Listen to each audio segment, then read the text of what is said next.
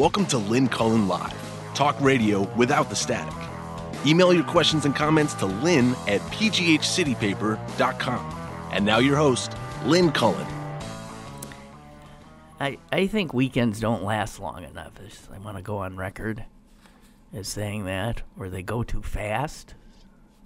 Can't believe we're back here on a Monday. It is. It's a Monday. It's the 13th of November.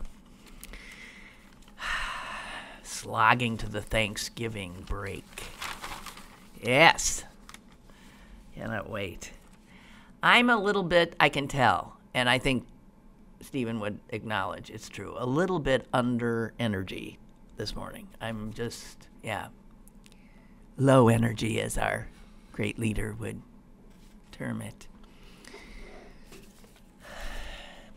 As you know, sometimes I'm ready for the game, ready to fight, and sometimes I'm just sort of beaten up.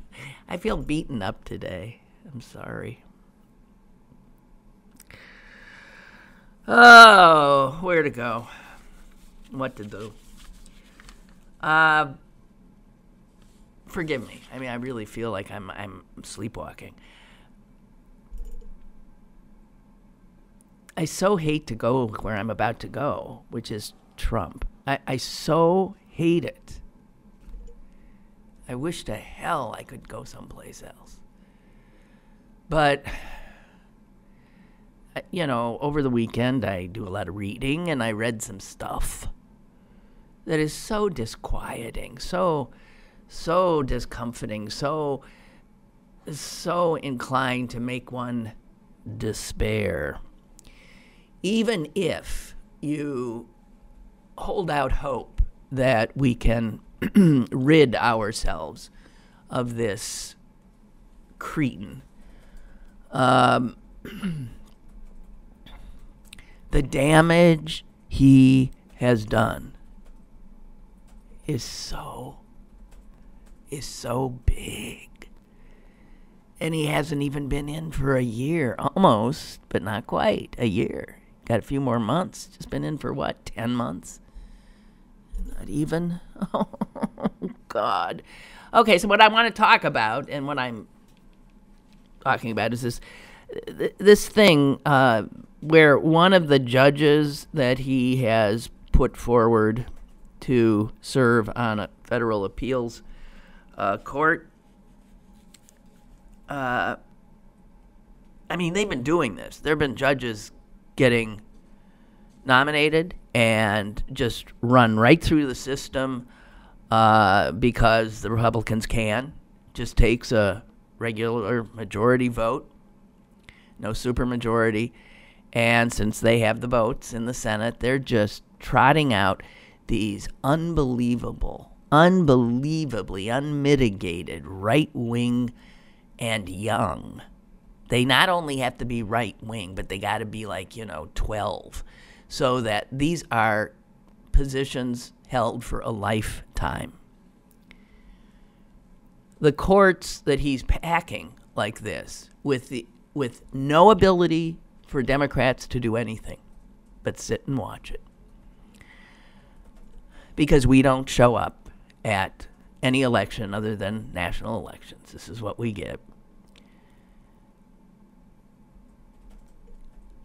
But one of them has jumped out, as so ridiculously unfit that I don't know, is somebody even hoping against hope that one or even two Republican senators might say, it's a bridge too far, not this guy. He's 36 years old.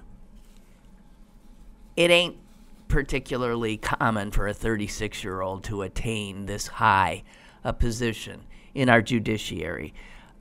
These courts are just one step below the Supreme Court. And these courts decide thousands more cases than the Supreme Court. It's extremely, extremely powerful positions. And I'm sure you've heard of this guy because, this one broke through the fog because no one's reporting on these judge on these judges that are getting nominated and summarily checked off, accepted, and fitted for their black robes. I mean, we're not privy, even though, of course, we should be, but our media is off chasing the latest outrage or catastrophe someplace else and spread too thin to deal with judges. But probably the most successful aspect of this administration, actually successful aspect of this dysfunctional and ridiculous administration is they are doing what they set out to do in regard to reshaping the federal judiciary. And it's not just Gorsuch on the Supreme Court, but it is all of these other judges who will sit on the federal appeals courts. They're packing those courts with deeply, deeply, sometimes ridiculously conservative judges and making sure they're young, barely out of short pants. That becomes something very important. Trump has already appointed more of these appellate judges than any other president in so short a time since Richard Nixon, who also, interestingly, had the same idea of, as soon as he got power, let's pack these courts. And so I guess this latest guy who has been nominated, and the Senate Judiciary Committee has said, a fine fellow, and sent him off to the final step of the process before the entire Senate votes and gives him his robe. Brett J. Talley. Have you read about him? 36. He has, practiced law for 3 years. He has never decided any case. He has not been a sitting judge. That you would put somebody in a position of such power for life with that kind of ridiculously sparse resume and lack of credentials.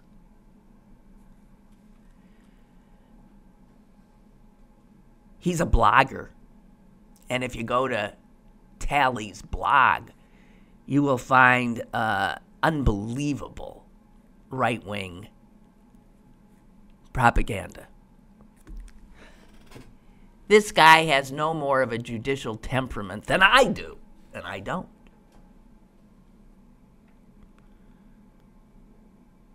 He writes about Hillary Rotten Clinton. He is a huge NRA supporter. He's been called laughable by everybody who soberly assesses who should sit on our highest courts. The American Bar Association has said, hello, this guy is totally not qualified. And every single Republican member of the House Judiciary Committee, which the Republicans, of course, control, said, I think he'll be a fine jurist.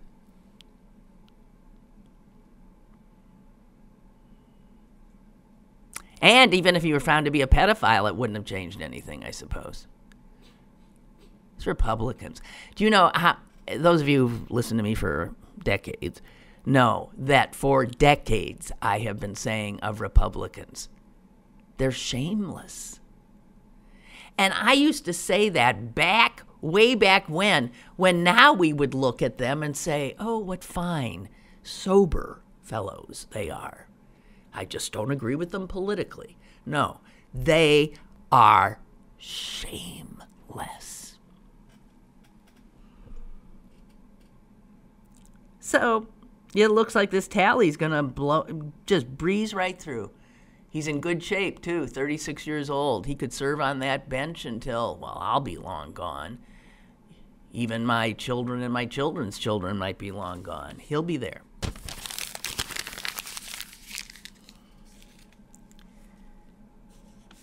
Here's what Trump said recently at the White House. We will set records in terms of the number of judges. There's never been anything like what we've been able to do with judges. The superlatives. So he knows this is a successful aspect of his presidency. Because these 12 appeals courts, there's 12 of them geographically spread throughout the United States, they have been the ones who have slowed Trump down time and time again, right? It's these federal appeals courts who have stopped him on his Muslim travel ban and on other. Every time he rejiggers it and sends it back, no, they slap it down again. These are the courts that he is targeting, so that in a year or so, they'll find nothing wrong, perhaps, with any extrajudicial or unconstitutional directive coming out of the White House.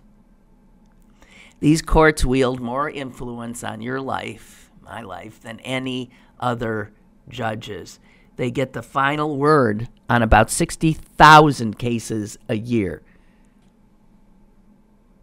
Never, those cases don't continue up to the Supreme Court. The last word on 60,000 cases a year by these federal judges. The Supreme Court, I think, in a particularly rough year where they take on a ton of cases, they do 80 cases a year make it to the Supreme Court. So it's these federal courts that do most of the stuff. And these are the courts that Trump is reshaping at a rate not seen in decades.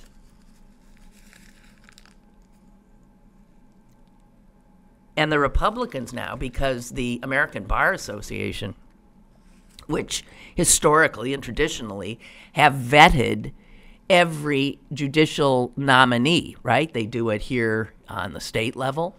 They do it everywhere. We turn to them, and they have special committees that look at candidates.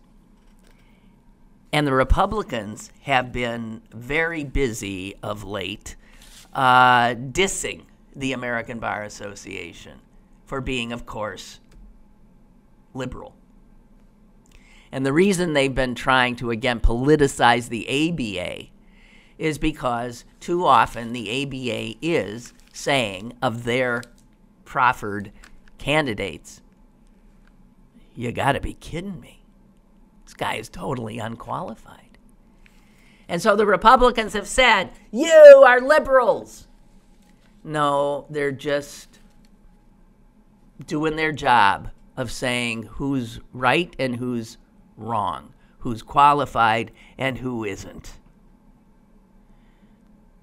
The White House is now considering telling future nominees, anybody they put up for a judicial position, not to give the ABA evaluators access to any information about them. In other words, refuse to cooperate with the ABA, which is something that one of the winning judges here last Tuesday did do. This was the woman from Allegheny County, last name's Murray. Is it Mary? Maybe Mary Murray, who refused. She was a big NRA-backed candidate, and she refused to deal with the State Bar Association as it vetted all of the candidates. She was the only one who refused. And because they had no information, then she wouldn't. They said, "You're not. We're giving you an unqualified. We don't She won. And a very qualified person did not, because voters, not doing their homework, put her in. So this can work. So now he's going to take down the ABA as a neutral judge of candidates from both sides of the aisle. They just look at, is this person capable of, do they have the experience of, do they have the temperament to, that kind of thing. There was recently a judge that Trump nominated to the appeals court in St. Louis, and the ABA said, this guy is not qualified. And they said specifically he's not qualified because of his temperament. It wasn't any legal thing. They said he is not qualified, he is gratuitously rude, and unlikely to separate his role as an advocate from that of a judge, saying that he was incapable of being impartial because he was an advocate for a certain political philosophy, which is not a good thing for a judge. So the ABA that's been doing this since Eisenhower, and no president has ever said they shouldn't or has suggested that their nominees not cooperate with the ABA. But of course, things are different now.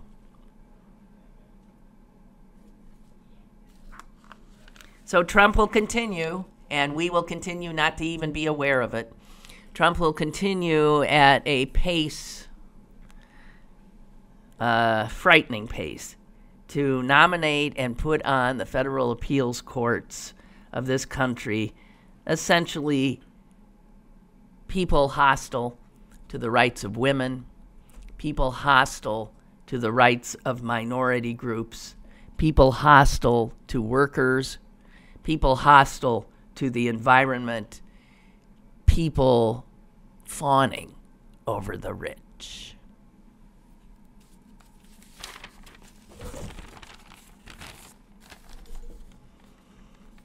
Oh, and I didn't say this. So he has nominated 18 nominees to the appeals court. Of those 18, how many are not white? What do you think? 0? That was the right answer last time I asked this question. It's not now. He's actually 2. 2! I mean, it's unbelievable. I don't know what happened. But I bet they're Asian and not black. You know, I mean, I bet it's okay, we can do an Asian, I guess. How many women are 3 women? Okay, of the 18, 15 are men and 16 are white. And so it goes. Jesus H. I'm sorry. What does the H stand for? I don't know. I don't have a clue. And I'm sorry for those of you who are believers if you feel I'm blaspheming your God, but he's not mine, so I feel I can. Excuse me, though. It's just, I have to vent. So yeah, that was a lead story that ruined my day. Trump reshapes key U.S. courts at a rapid pace.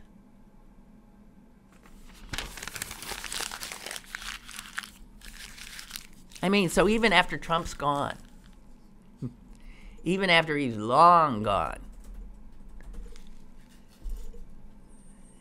these guys will be on the court.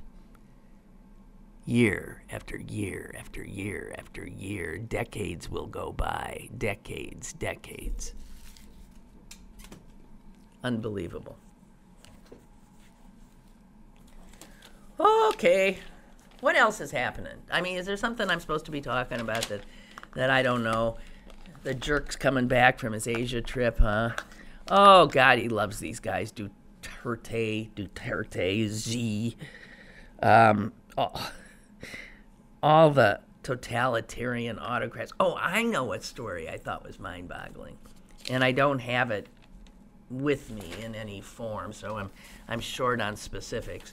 But this suggestion that Mueller's folks are looking into the possibility, and they must have something, that Flynn, the former head of he's the National Security Advisor, right? Is that what he was?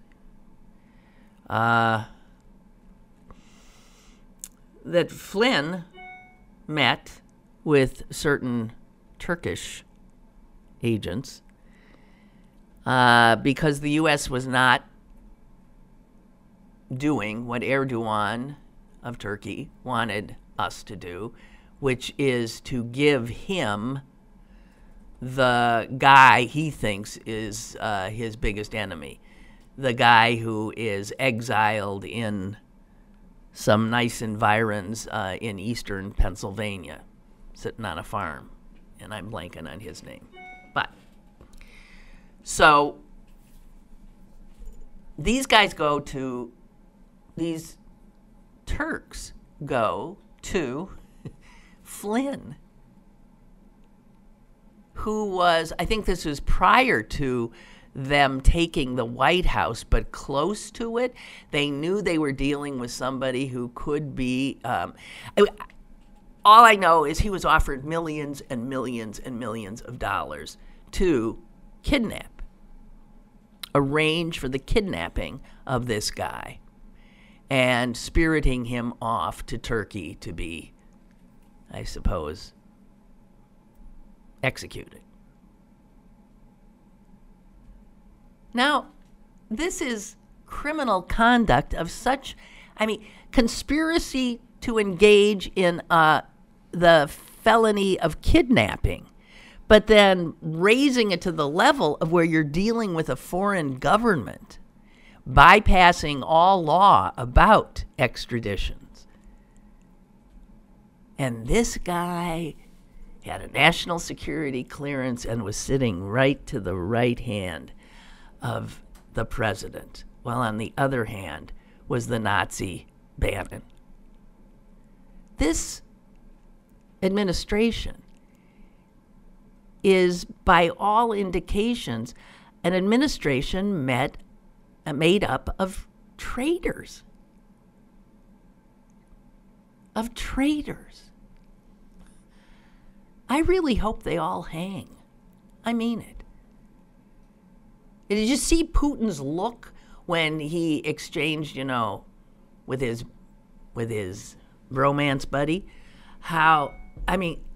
Trump's smiling ear to ear, because Vlad's here. And Putin is looking at him with this understated smile. Yeah. I got this clown. I got him. I cannot believe it. We got a government owned by Vladimir Putin. Owned by him.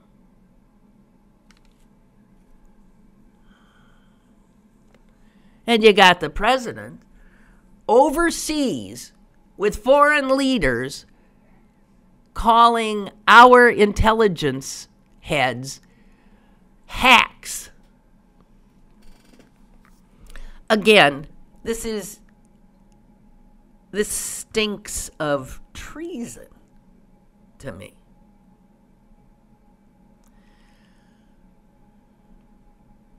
I had a thought this morning when I had on CNN or MSA. I don't know who was on. Babble, babble, babble, babble, babble.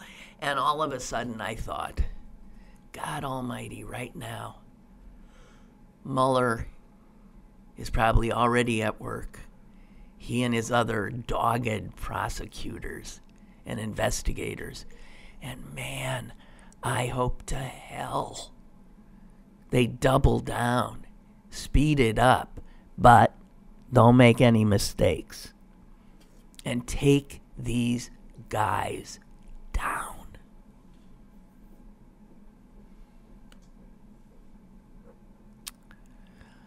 About Jesus H. Christ?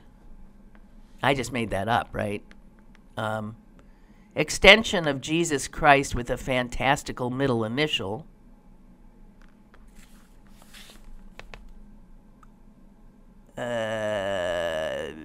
This gets into way too much. The expression dates at least to the 19th century, although according to Mark Twain, it was already old in 1850. But did they use an H? I can't. It is an H. It's a Greek alphabet abbreviation for Jesus. Okay, so Jesus H. Christ. There you go. Hey, my first volumes of the that dictionary that my sister and brother got me, the Regional Speech Dictionary, they showed up. My God, I had no idea. This is like essentially 50 pounds of books. It's unbelievable. The two I got are like weigh about 40 pounds, and there's 5 more coming. Jeez. I should have asked for earrings. Shit. Oh well.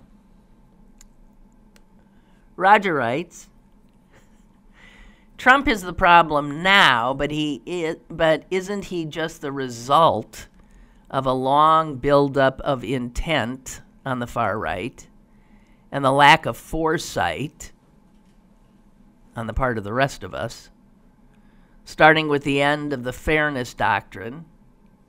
Well, that happened under Bill Clinton's shift, followed by complete deregulation of media. Yeah, you're right. It begets, and here's where we come. Yeah, he's the end game. This is what happens. It all points to Donald Trump being elected president of the United States, which still makes my head spin. But mentioning Bill Clinton brings up something I want to talk about, actually. That's what I wanted to talk about. Okay. And Roger continues, it's time for people to acknowledge that a large portion of our citizenry has been completely brainwashed. I thought we hit a low when the Supreme Court declared W president in 2000 and is then getting a second term in 2004. But we further lowered ourselves during the Republican debate when candidates were arguing over hand size. Then, of course, we got Trump as president. Now, it should be obvious that no matter what the candidate's qualifications or character, a huge block of voters will vote for anyone with R in front of their names, even a pedophile. Well, somebody actually tweeted, and I think it was a guy who used to be on Rand Paul's staff. He actually tweeted that while being a pedophile pedophilia is evil, but Democrats are worse. They really do now believe that Democrats are like voting for Satan. And so a pedophile is better. They would die before they vote for anybody with a D. Roger writes, for years I have usually kept my mouth shut, letting God believers say or do things according to their religion, mostly because if their rules made them do the right thing, well, good. I know more than a few Christians who would sometimes tell me they believe just in case so they can walk through the pearly gates after death. Now I no longer give them a pass. Actually, when I hear someone say that they are Christian, I automatically eye them with suspicion. That's sad, isn't it? Because there's a lot of good Christians. A lot of good liberal Christians. One of my best friends is an elder in the church. She's a total believer. She's smart. Her Christianity informs her life, and she lives by her Christian ideals. And she's a progressive. It must be awful for people like her to see. It's the same with Muslims who, have to look at what the deranged Muslim extremists are doing to their religion, and then to see what these extremists are doing to Christianity. It's always the same. The extremists in my religion as a Jew, I mean, they make my head explode.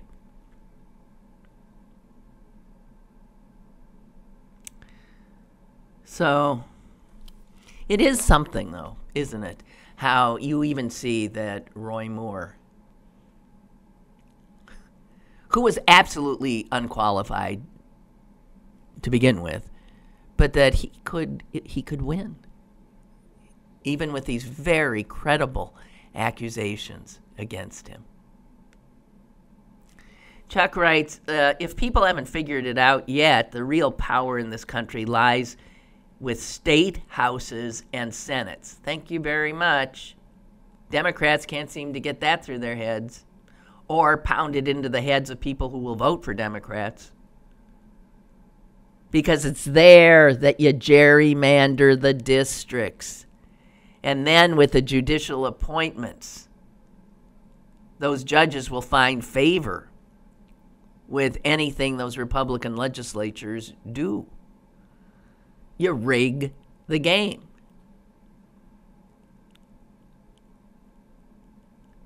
And Chuck writes, and headlines like Trump reshapes courts are untrue. It's not Trump doing this. He's not smart enough to do this. Trump is just a rubber stamp on anything they put in front of him. Well, that's true. With Bannon gone, I'd like to know who the real puppet master is. Well, in this regard, and the Times, it was clear about who. It's his, his lawyer. Is his name McMahon? Not. It's something like that, Mick something or other. And this has been his baby. From day one, he was drawing up the lists. And it was he who said, McCann, I think. And it was he who said, hey, look, here's what we got to do. Here's what we got to do. We get them young, and we get them totally to the right, and we pack these federal courts. So, yeah, that's the guy. The Fairness Doctrine was eliminated before Clinton in 1985. No, I'm thinking that what Clinton did is he signed off on the bill that started to allow this media companies to own more and more. There were a lot of rules about how many stations in one market, whether you could own a newspaper and a television station. Oh, how quaint all of that sounds now. And Bill Clinton signed off. He signed off on a lot of horrific legislation, frankly. Don't ask, don't tell. Remember that doozy? Laughable from the start, and that went through. Bill Clinton signed off on the Defense of Marriage Act. Yeah. No, I have my love affair with Bill Clinton has disappeared. And the question that came up over the weekend, posed by somebody, and I think it's a credible question, is, okay, so if all these women come forward and say, he molested me, or he made advances, or he this and that, blah, blah, blah. And now we say these women must be believed. Well, then what about those women who came forward when William Jefferson Clinton was first running for the presidency? They are not to be believed, right? Are they to be believed now? Huh? I mean, I don't know about you, but I have no doubt that he was a serial philanderer. Whether any of these instances amounted to rape, I don't know. But he's a classic case of a guy who can't keep it in his pants, and a classic case of a guy who would use his power to gain access to women. So I think a lot of folks on our side of the political divide should be upfront about the fact that hypocrisy is not limited to the Republicans. We look the other way for Bill Clinton, right? Because we wanted the power.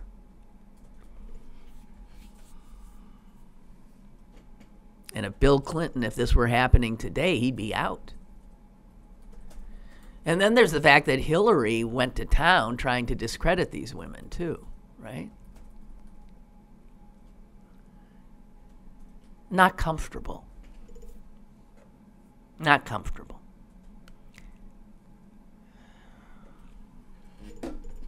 Oh. I'm just saying, I don't know if you ask yourself that question, but Bill Clinton,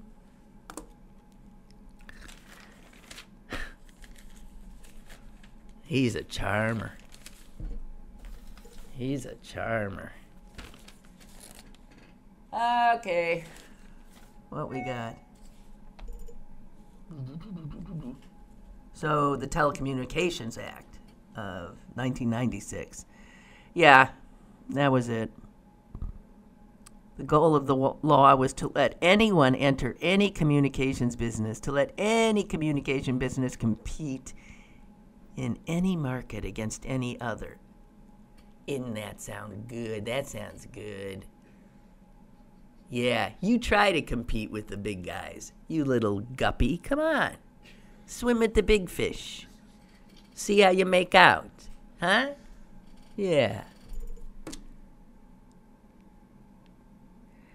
I had a fling with an FCC commissioner.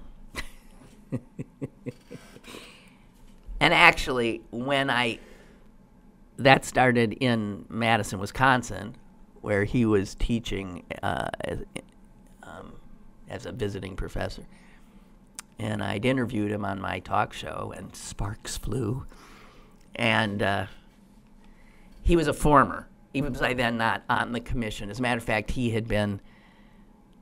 Nixon had gone after him and gotten him out. He was rather famous at the time. It was LBJ who put him on the FCC. His name was Nicholas Johnson. He wrote a number of very interesting books. But I remember after I moved here, he came to see me very shortly after.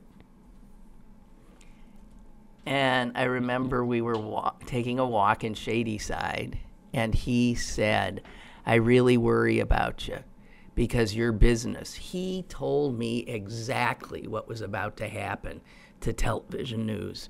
And he understood everything that was happening years before it became apparent to the rest of us. And I remember him saying, "I'm really worried. I hope this works out for you." But he saw everything just going to hell in a handbasket. And I think he was right. Hello, caller. Hello. Hi. Hey. So you were talking about Clinton, and I think that's the same, isn't that the same way we all felt about Hillary when we were voting for her? I think you were a Bernie supporter, and so was I, because I think a lot of us would like to bring the Democratic Party back to days of yesteryear, or at least what we think it was, when they still supported unions and things like that. Well, I have to tell you, I was not a Bernie supporter. And I was not... Never? No, I mean, for president?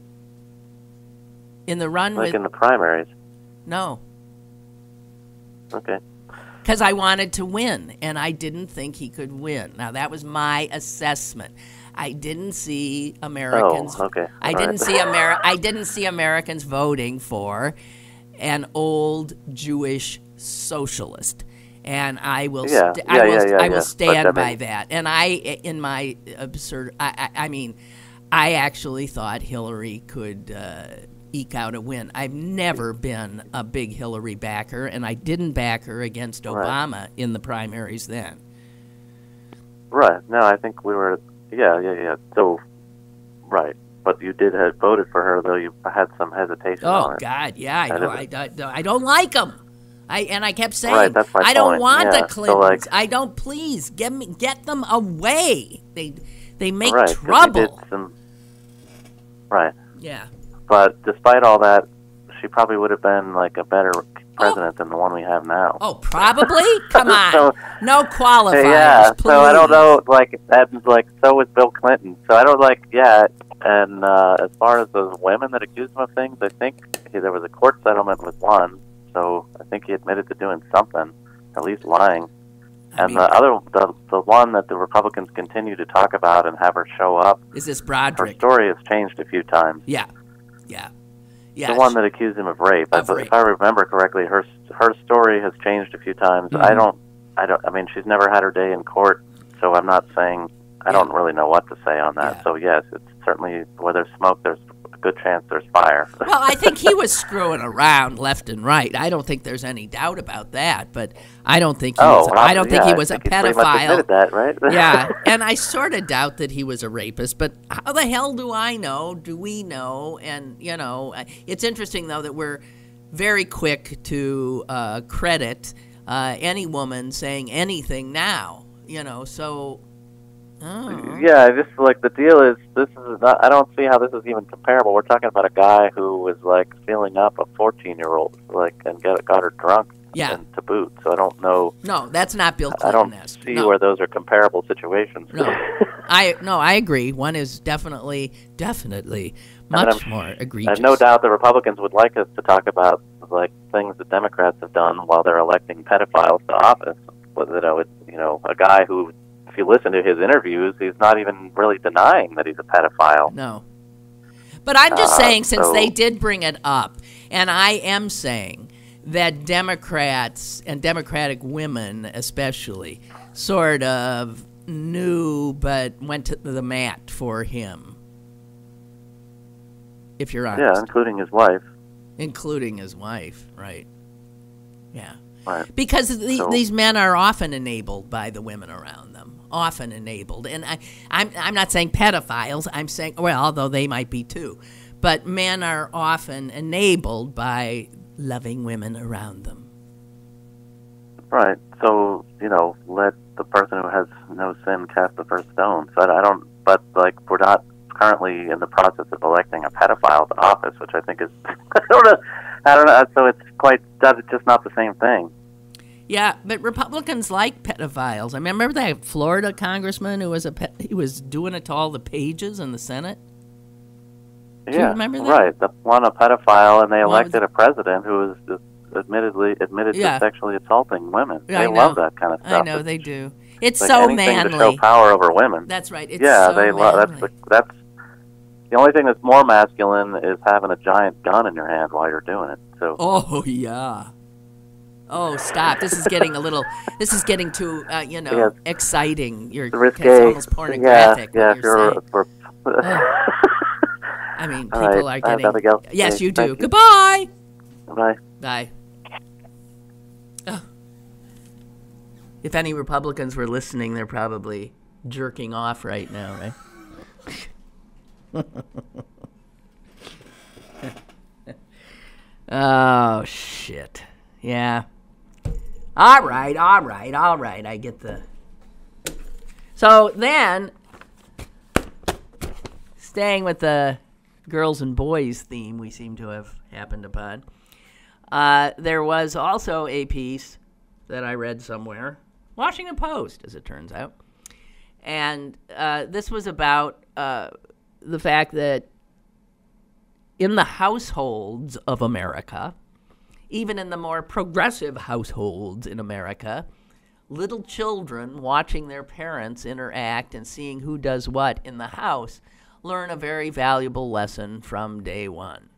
The boys learn, hey, the girls seem to do most of the stuff. And the girls learn, hey, we do most of this stuff. It is study after study after study after study after nauseating study shows that even progressive marriages where the man works and the woman works outside the home and they have children, the men don't do their fair share. Even when they think they do. Men who say, absolutely split the stuff with my wife. I clean, I cook, I put the kids to bed, I pick them up, I do this, I've been known to change a diaper, I yada, yada, yada, I do all this stuff. And they do so much more than men in my generation and my father's generation. But there's nowhere near parity. So that when men think they're doing half the work in the house, they're generally doing about 36%. And you know what it is? It's the little things that men never take on that women are always left to do. It's the thank you notes and scheduling pediatrician appointments, right? And making sure there's childcare alternatives for holidays that might be coming up, or, checking their kids' school folders, or planning meals, or restocking the grocery shelves, or these are the kinds of little things. It's the overall superintending that almost every woman does. Women work much more and are undervalued. And kids see that in the house, that men just get an easier row. We have a call. Hello? Hello? Caller? Go for it. Hello? Hello? Yes, hi. Sorry. Oh, hey. Hey, Lynn. Hi. John from Greensboro. Good morning. Yes, good morning. Yeah, a good rule of thumb is that if anyone, and let's be blunt when talking about any man here, is accused of this sort of thing, if they start out by saying, well, I'm not a perfect man, or, I don't recall this, I don't believe these accusations are true, or let me think about how I want to answer that, they're stone cold guilty. Yeah. I mean, that's just the rule of thumb. Anytime a so-called denial starts out like that, yeah, they did it. You nailed them. I mean, there's just so much of it. Yeah. If you ask me, hey, John, did you ever go out on a date with a 14-year-old when you were 32? Hell no. Not, I'm not a perfect man. The other thing is, what astonishes me is just, I sometimes wonder when I listen to these characters, first, did these tactics ever work with them in the case of individuals such as Weinstein or Louis C.K.? I mean, did you ever get anywhere with any of these women by just, dropping your bathrobe or unbuttoning your pants and starting to, masturbate in front of them? Did that ever score you any success? Well, and then it's not romantic, I'll tell you. Just this level of abject, either contempt for the people that they're, making excuses to, or to themselves. I mean, when you have Mark Halperin, who, says that he now understands that, going up to female employees in the office who worked under him and just fondling them and rubbing his erection on them was wrong. He understands now that was inappropriate. I mean, then, I just thought it was casual flirting. Or, Louis C.K., I'm like, oh my God. And I love the guy's comedy.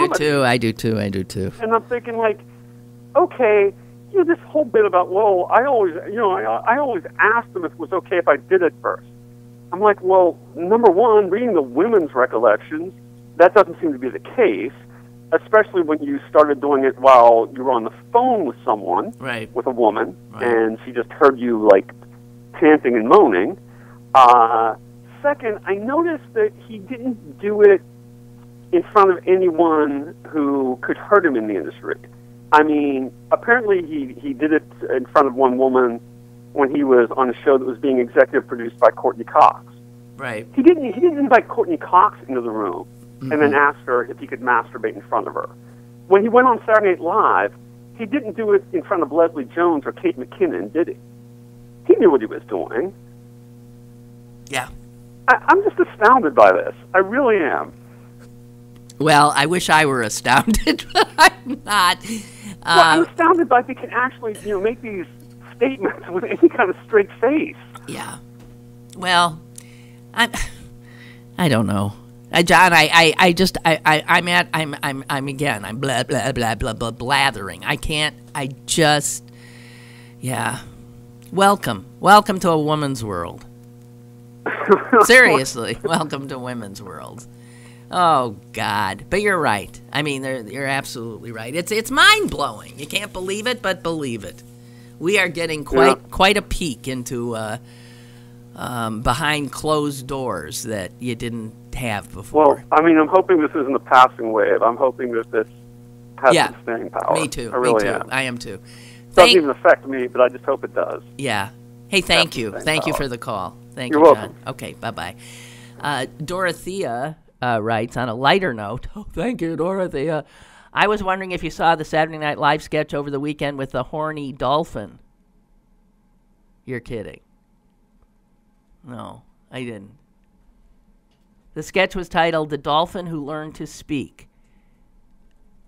It portrays female scientists, Kate McKinnon, Addie Bryant, who claim that their attempts to teach a dolphin to speak were thwarted by the dolphin's sexual urges. The scientist got an idea to satisfy the dolphin sexually first in order to get his focus back on learning to speak.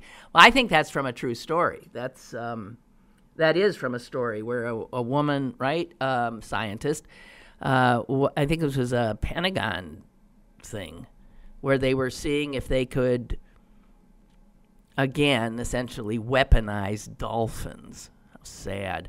But first being able for them to understand speech, and I don't know about really speak, but the scientists found out that you get into a pool with a dolphin, you find yourself on the receiving end of some sexual advances. And she did pleasure the dolphin first so that she could get to work. So that was not even I think that's an absolutely true story. But I know anytime there's a Randy Dolphin story or any dolphin story, everybody thinks of me. So thank you very much. Yeah. Oh. I was watching, King of the Hill once, or maybe, or Family Guy, I don't know. And one of those animated shows, and some character did get in a pool with a dolphin. It was part of something they won, swim with a dolphin. And that dolphin went after him sexually, which is, was my experience too, as you all well know. Beth writes, yes, we have our Anthony Weiner, who was immediately pushed out, but let's not forget our Republican friends below. Oh, good, you have a rogues gallery here. Senator John Ensign, Republican of Nevada, confessed to serious cheating on his wife with a staffer and caught paying hush money. Oh, right, hush money to her husband, who happened to be his chief of staff. Right. God. Governor Mark Sanford, right, who confessed to cheating on his wife after leaving his state unsupervised for a week to go down to South America and shtup her, and he was said to be on the Allegheny Trail. Is that it? Senator Larry Craig caught on a gay sex sting operation in a Minneapolis bathroom. Senator David Vitter, the hooker guy. Mark Foley, he was found to have inappropriate communications with male pages. Dennis Hassert, who's just gotten out of prison, former Speaker of the House for the Republicans, who abused boys as a wrestling coach. And let's not forget our own Tim Murphy, who is now no longer holding that position. Yeah, the Republicans are something else. We have a call. Hello. Hi. Hi.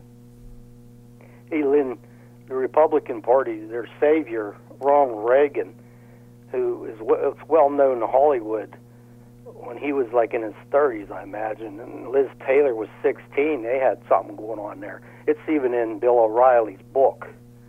They pissed off. So they go back. I'm sure both parties are like that. You could find stuff like that. But I don't know if you knew that or... Listen, the stories of men behaving badly are... endless. Yes. Thank you. They are endless. Oh, I wanted to tell you. Okay. Just like a lighter note. We had this cat that, and I have 2 dogs. So the cat wouldn't leave. We fed it and everything. So we took it in because we can't find no chip or we can't. I think somebody dumped them, and I can't get over how they hide. It's like playing hide and seek. I think the thing went out the door, and then it's under a chair. I mean, where they fit is amazing. I know. Not having cats, I'm shocked.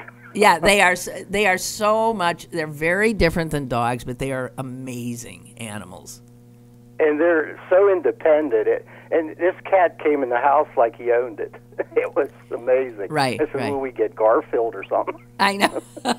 Enjoy it's amazing. The cat. The more you get to know that cat, the more amazing it'll be, I suppose. Yeah, I was wondering who owns the home, the cat or us. I think you got the nice cat. Yeah, So. yeah, good. I'm glad to hear it. Yep. Animals are the best thing. Thank you. Bye. Okay, thank you. Bye. Bye. Okay, Milton, thanks for sending me the SNL sketch. I'll get to it. Maybe. It could set off, traumatic flashbacks for me, but I'll do it. I think I'm good for it. Oh, dear. Oh, dear. Oh, dear. So I think that's it, pretty much. I think. Oh, except for this one, This one, was it a tweet or a quote from Trump over the weekend that I would like somebody to explain? He said this about, Putin sincerely being hurt by these accusations that he messed with our election. And Trump said this: having a good relationship with Russia is a great, great thing. This artificial democratic hit job gets in the way. And that's a shame, because people will die. What did he mean? What did he mean? I'm serious. What did he mean? That the effort to show that there was Russian influence, which is already done, that's done, they did, but that there was collusion between his members of his administration and the Russians, people will die?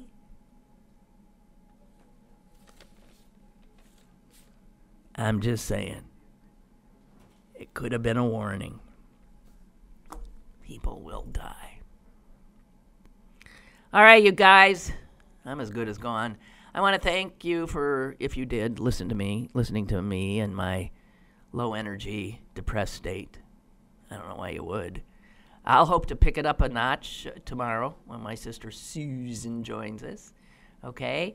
And I wish you a good day. Lynn Cullen Live, Monday through Friday from 10 a.m. to 11 a.m. and archived at pghcitypaper.com. The opinions expressed on Lynn Cullen Live are those of the host and do not necessarily reflect the viewpoints of Pittsburgh City Paper or its advertisers.